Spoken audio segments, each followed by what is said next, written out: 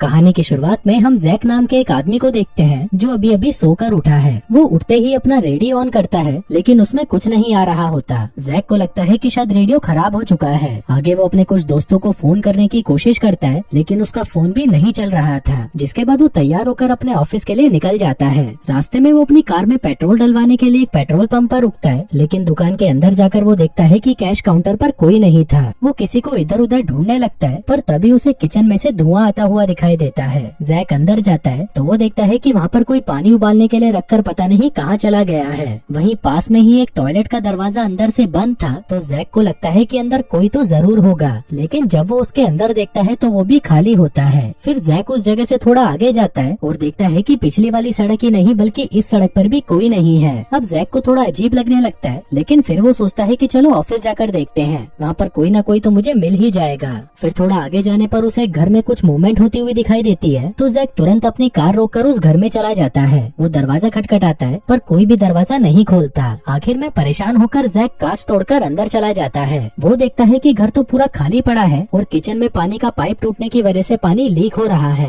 Jack उस पानी की सप्लाई को बंद करता है और उस घर से बाहर निकलकर अपने ऑफिस की तरफ जाने लगता है। फिर थोड़ा आगे जाने पर उसे सड़क के बीचों बीच एक गैस का टैंकर खड़ा हुआ दिखाई देता है। वो उस टैंकर के अंदर जाता है और वहाँ पर पड़ी हुई एक वॉकी टॉकी से किसी से बात करने की कोशिश करता है, लेकिन उसमें से भी उसे कोई रिप्लाई नहीं मिलता। फिर वहाँ से थोड़ा आगे जाने पर वो शहर पहुँच जाता है, लेकिन वहाँ पर भी उसे कोई इंसान नहीं दिखता। अब जैक यहाँ पर डरने लगा था और उसे लग रहा था कि मैं कोई सपना तो नहीं देख रहा, क्योंकि ऐसा तो हो ही नहीं सकता कि सभी लोग रातों रात गायब हो जाएं। तभी जैक को एक जगह से धुआं निकलता हुआ दिखाई देता है। वो सोचता है कि शायद वहाँ पर तो कोई जरूर होगा, लेकिन वहाँ पर जाकर वो देखता है कि वहाँ तो एक प्लेन क्रैश हो रखा है। जैक सोचता है कि चलो प्लेन के अंदर मरे हुए लोग तो होंगे ही, लेकिन जब वो उस प्लेन के अंदर जाता है तो वहाँ पर भी उसे कुछ नहीं मिलता। इसके बाद जैक अपने ऑफिस आता है, जहाँ पर वो किसी तरह की रिसर्च के ऊपर काम कर रहा था। वहाँ आकर वो देखता है कि उसकी सभी मशीनें तो सही चल रही थी। जैक वहाँ पर किसी को कॉल करने की कोशिश करता है, लेकिन दूसरी तरफ से कोई भी उसका कॉल नहीं उठाता। तभी जैक के मॉनिटर पर एक मैसेज आता है, जिसमें लिखा था कि ऑपरेशन फ्लैशलाइट पूरा हो चुका है। जैक जल्दी से उठता है और पूरे ऑफिस में अपने साथियों को ढूंढने लगता है, लेकिन पूरे ऑफिस में उसके अलावा कोई नहीं होता। तभी वो कंट्रोल रूम में जाता है और देखता है कि उसका बॉस तो वहीं पर बैठा है। अब जैक जैसे ही उसके कंधे पर हाथ रखता है, वो देखता है कि उसका बॉस तो मर चुका है। अब ये देखकर जैक डर जाता है और भागकर वहाँ से बाहर आ जाता है। वो जल्दी से उस ऑफिस से निकलने की कोशिश करता है, पर तभी वो देखता है कि ऑफिस के सारे दरवाजे अपने आप लॉक हो चुके हैं। तभी जैक अपने कैबिन में आता है और रिकॉर्डर उठाकर कहता है कि आज जुलाई 5 है और हमारा ऑपरेशन फ्लैशलाइट फेल हो चुका है, जिसकी वजह से दुनिया के सभी लोग गायब हो चुके हैं। सिर्फ मैं ही हूँ जो यहाँ पर अकेला बचा हूँ। जिसके बाद वो उस रिकॉर्डिंग को टेबल पर रखता है और वहाँ पर एक बॉम्ब ब्लास्ट करके उस ऑफिस का दरवाजा तोड़ देता है। इसके बाद वो एक रेडियो स्टेशन में जाता है और कुछ ब्रॉडकास्ट करने लगता है। वो अपना नाम और अपना पता बताता है और कहता है कि अगर कोई भी जिंदा हो तो मुझे आकर मेरे एड्रेस पर मिलना। इसके बाद वो पूरे शहर की दीवारों पर अपना नंबर और एड्रेस लिख देता है। जिसके बाद वो एक पुलिस कार को लेकर गली गली अनाउंसमेंट करता है कि अगर कोई भी जिंदा है तो प्लीज आकर मुझे कांटेक्ट करे। और इसी तरह ये सब करते हुए कई दिन बीत जाते हैं, लेकिन एक भी इंसान जैक को कांटेक्ट नहीं करता। वहीं जैक रोज रोज इंसानों को ढूंढ ढूंढ कर परेशान हो चुका था और अब उसे पूरा यकीन हो चुका था कि वो इस दुनिया में अकेला ही बचा है। पर तभी उसके दिमाग में आता है कि अगर मैं इस दुनिया में अकेला हूँ तो फिर मैं इस छोटे से घर में क्यों रहता हूँ। जिसके बाद वो शहर के सबसे बड़े और शानदार घर में जाकर रहने लगता है। आगे वो एक कार के शोरूम में से सबसे महंगी कार निकालता है और उसे लेकर घूमने लगता है। फिर वो एक मॉल में जाकर वहाँ पर सबसे महंगे कपड़े पहन लेता है। अब ये सब चीजें करने में उसे बहुत मजा आ रहा था, लेकिन फिर कुछ ही दिनों में वो इन सबसे भी बहुत बोर हो जाता है। अब कुछ दिन और बीतते हैं और जैक की दिमागी हालत अब खराब होने लगती है। वो आदमियों की जगह औरतों के कपड़े पहनने लगता है। जिसके बाद वो वहाँ के प्रेसिडेंट के घर पर जाता है और उसकी बालकनी में जाकर स्पीच देने लगता है। आगे वो एक शॉटगन लेकर एक चर्च में घुस जाता है और वहाँ पर लगी जीसस की मूर्ति को शूट करके उड़ा देता है। जिसके बाद वो एक बड़ा सा ट्रक लेकर शहर की सारी दुकानों को तोड़ने लग जाता है। अब अकेला रह रहकर जैक पूरी तरह पागल हो चुका था, इसलिए वो खुद को ही मारने के बारे में सोचने लगता है। पर तभी वो फैसला बदल लेता है। वो डिसाइड करता है कि अब से वो जिंदगी के मजे लेगा। जिसके बाद वो समुद्र में जाकर नहाने लगता है और वापस अपने घर लौट आता है, जैसे कि वो अपनी जिंदगी एक नए सिरे से शुरू करने वाला हो। फिर एक दिन जब वो अपने घर पर आता है तो वहाँ पर उसे कुछ आवाजें सुनाई देती हैं। वो देखता है कि वहाँ पर एक लड़की थी जो उसके ऊपर गन पॉइंट करी हुई थी। अब उस लड़की को देखकर जैक बहुत खुश होता है और उसे गले लगा लेता है, क्योंकि इतने दिनों बाद उसने कोई इंसान देखा था। वहीं वो लड़की भी जैक को देखकर बहुत खुश होती है। आगे वो लड़की उसे अपना नाम जेनी बताती है। वो कहती है कि एक सुबह जब मैं सोकर उठी तो सभी लोग गायब हो चुके थे। मैं अकेली ही पूरे शहर में घूम रही थी, पर तभी मैंने दीवारों पर आपका एड्रेस देखा तो मैं यहाँ पर आ गई। अब बातें करते करते जेनी सो जाती है और वहीं जैक भी पास में ही बैठा उसे देखता रहता है, जिसके थोड़ी देर बाद वो भी सो जाता है। अगली सुबह वो दोनों शहर की तरफ जाते हैं क्योंकि उनको लग रहा था कि अगर हम दोनों जिंदा हैं तो कोई और भी जिंदा हो सकता है, लेकिन काफी ढूंढने के बाद भी उन्हें वहाँ पर कोई इंसान नहीं दिखता।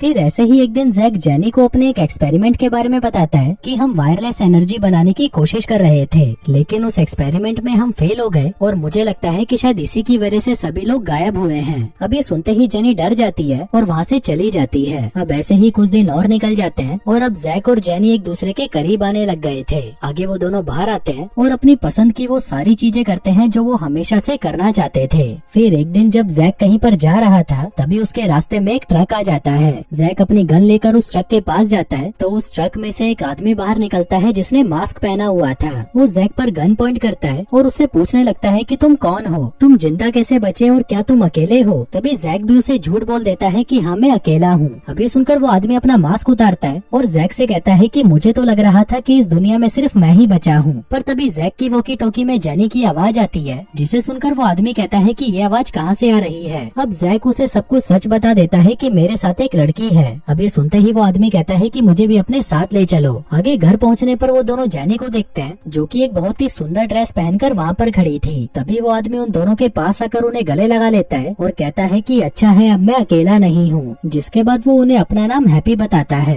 अब वो तीनों एक साथ बहुत खुश रहते हैं और साथ में घूमते फिरते रहते हैं। फिर एक दिन वो तीनों एक जंगल में कैंपिंग करने जाते हैं। तभी हैप्पी उन्हें बताता है कि एक बार मेरे और मेरे दोस्त के बीच में लड़ाई हो गई थी और उसने मुझे इतना मारा था कि मुझे लगा मैं मर चुका हूँ, पर जब मुझे होश आया तो मेरे आसपास कोई नहीं था और तब मुझे पता चला कि मैं इस दुनिया में अकेला बचा हूँ। तभी जेनी कहती है कि उस दिन मैं बाथरूम में हेयर ड्रायर यूज कर रही थी, तभी मुझे जोर का एक झटका लगा और मुझे लगा कि मैं मर गई, लेकिन जब मुझे होश आया तो सारे इंसान गायब हो चुके थे। तभी जैक कहता है कि मैंने भी उस रात ऑफिस में हुई एक लड़ाई से परेशान होकर नींद की गोलियां खा ली थी, लेकिन फिर सुबह उठते ही मैं इस दुनिया में अकेला ही बचा था। फिर उसी रात जब ये सभी सो रहे थे तभी जेनी को बाहर किसी के गाने की आवाज आती है। फिर जेनी जब बाहर जाती है तो वो हैप्पी को वहाँ पर देखती है जो एक कब्र पर खड़ा होकर गाना गा रहा था। जेनी को लगता है कि इसको डिस्टर्ब करना सही नहीं है, इसलिए वो वापस आकर सो जाती है। अगली सुबह जैक अपने किए हुए एक्सपेरिमेंट की जांच कर रहा था, जिस दौरान वो हैप्पी और जेनी को साथ में जॉगिंग करते हुए देखता है। जेनी उससे पूछती है कि तुम्हारा फ्रेंड तुम्हें मारना क्यों चाहता था।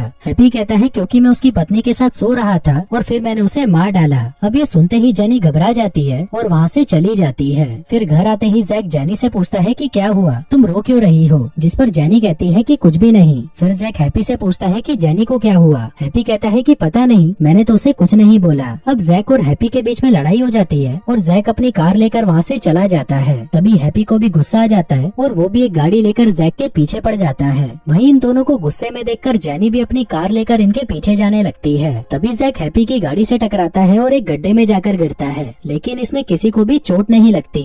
इसके बाद ये दोनों फिर से लड़ने लग जाते हैं, पर तभी जेनी उन दोनों पर गन पॉइंट कर देती है और कहती है कि आपस में लड़ना बंद करो। अब वो दोनों ही उसकी बात मान जाते हैं और जेनी के साथ वापस घर जाने लगते हैं। तभी रास्ते में जैक उनसे कहता है कि जिस घटना के बाद सभी लोग गायब हुए थे वो वापस होने वाली है और इसमें अब हम तीनों भी गायब हो सकते हैं। अब ये सुनते ही वो दोनों डर जाते हैं। इसके बाद वो तीनों जैक के ऑफिस जाते हैं, जहाँ पर जैक देखता है कि कल सुबह 6 बजे वो घटना वापस होगी। अब इन तीनों को कैसे भी करके इसे रोकना था, पर तभी एक लाल रंग की रोशनी आती है और इन तीनों को अजीब अजीब चीजें दिखाई देने लगती हैं। हैप्पी को लगता है कि दुनिया उल्टी हो गई है और वो उल्टा चलने लगता है, लेकिन फिर कुछ ही मिनटों में सब कुछ नॉर्मल हो जाता है। तभी हैप्पी और जेनी एक दूसरे को गले लगा लेते हैं, जो देखकर जैक को जलन होने लगती है। आगे जैक अपना रिकॉर्डर ऑन करता है और उसमें कहता है कि आज जो कुछ भी हुआ वो सिर्फ इस घटना का छोटा सा हिस्सा था, असली घटना तो कल होने वाली है और उसका मेन रीजन है मेरे ऑफिस से निकलता हुआ रेडिएशन। अगर हम मेरे ऑफिस को ही खत्म कर दें तो सब कुछ वापस नॉर्मल हो जाएगा। इसके बाद वो तीनों एक गोडाउन में जाते हैं, जहाँ पर ट्रक भरकर बारूद पड़ा हुआ था और इतना बारूद काफी था जैक के ऑफिस को बर्बाद करने के लिए। आगे हैप्पी उस ट्रक को लोड करके ऑफिस की तरफ निकल पड़ता है और वहीं जैक और जेनी भी उसके आगे चल रहे थे।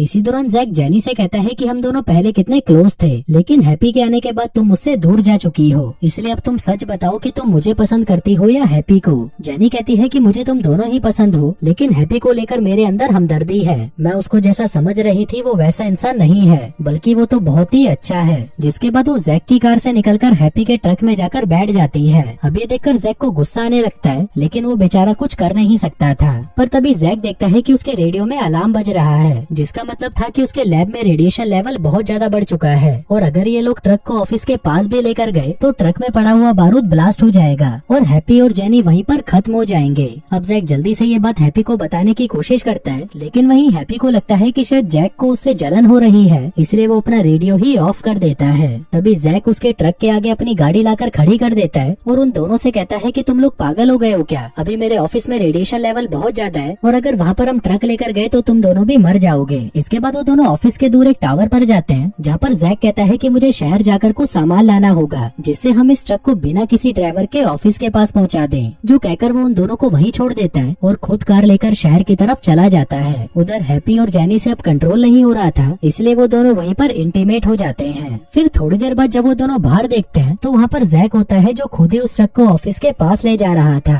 दरअसल जैक इस सबका जिम्मेदार खुद को मानता है और उसको लगता है कि उसी की वजह से सभी लोग मारे गए, इसलिए वो अपनी जान देकर हैप्पी और जेनी को बचाना चाहता था। इसके बाद वो उस ट्रक को सीधा अपने ऑफिस में घुसा देता है और तभी वहाँ पर एक जोर का ब्लास्ट होता है। पर तभी उनको वो लाल लाइट फिर से दिखाई देती है और हम जैक को देखते हैं, जो वहाँ से कहीं और आ चुका है। वो देखता है कि वो एक बीच पर है और उसके आसपास कोई भी नहीं है। और दोस्तों इसी